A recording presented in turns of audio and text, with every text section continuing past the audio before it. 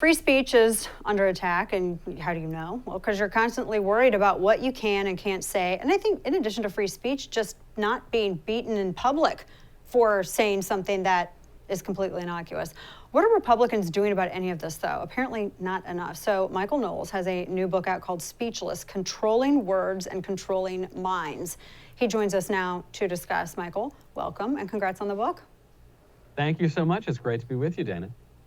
Of course, good to talk with you. And you had, because this is, and you are, I think it's good to be, especially with the right. It's always good, because I always think iron sharpens iron, to be intentionally provocative with some of the things that are presented so that Republicans can kind of ask these questions of themselves, because you and I kind of fall on the same place with some of this. I really feel like, and I want to start out with this, because I really feel like this is a lot of what you get into. I know you had a column, that editorial kind of in support of your book where you were talking a little bit about this. Does it feel to you like there's kind of an identity crisis happening right now on the right, and this affects everything, and especially speech and like tech regulation, et cetera? But it sort of feels like there's like this tug of war over which set of standards to actually incorporate, whether we're going with, you know, we have standards, we have values, we support America, we're pro-family, et cetera, and we rally around that, or do we kind of go with maybe the more capital L libertarian approach? And I guess this is kind of a symptom of Big Tent, where everything that, that seems to be in any way limiting speech is considered censorship, and everything needs to go, otherwise you're a statist. It seems, I feel like this might be rhetorical, but do you get that sense that that identity crisis is happening? Certainly, even beyond the speech issue, the question is, what do conservatives stand for? Right now, many conservatives are embracing transgenderism in California and accusing Democrats of being the real transphobes or something like that. And the transgender issue, I think, is an important one, because if conservatives can't conserve the women's bathroom, then they can't conserve anything at all. And so for the past 30 years, we can't agree on what we believe. And so the only thing Republicans have really been able to accomplish, with few exceptions, is temporarily cutting taxes a little bit. Well, that is how we gave the entire culture over to the left, because while it's very important to discuss free speech in the abstract, and that's all well and good, free speech in the abstract doesn't mean anything to people who don't have anything to say. Oh, that's a really good point. We're talking to Michael Knowles here in his book. I love that you get into that free speech absolutists really kind of gave it away. And I do think that there's something to this, because you get a lot into, I mean, really ultimately, just to say, there are a lot of people who I think hide behind the idea, the concept of free speech, because they're too cowardice to actually stand up for a lot of the values that typically define what the Republican Party was or what conservatism was. And you see that a lot. Talk a little bit about that, because you call it out frequently, and I'm glad you do. And what do we even mean by free speech? I know that I agree that free speech is in crisis right now, but in many ways, you can say a lot more things than you were able to say 50 years ago. All of those words that George Carlin said you couldn't say on TV, now I think you're basically obligated to say them on TV.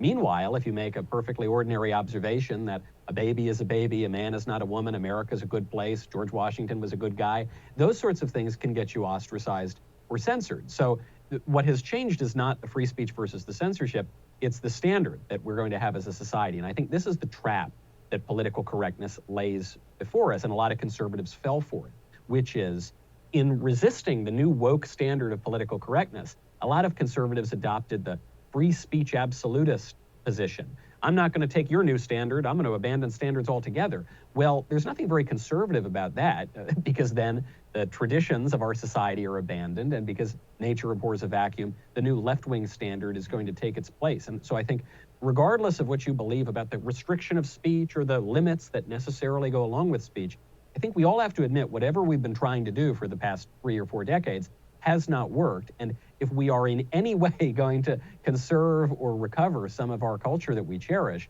we're going to need to take a radically different course. I love some of the points you've made, that conservatives have failed to thwart political correctness because they mistake it for a campaign of censorship.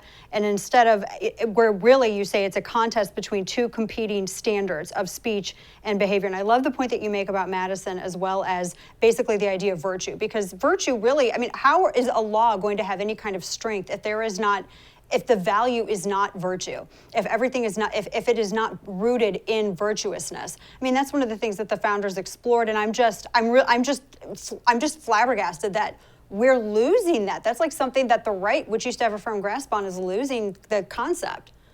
Well, you used to, I mean, thankfully this is kind of going away, but you still hear it sometimes. You'll hear people say, you can't legislate morality, which is funny because that's a moral statement that you're telling everyone to follow. But Yeah.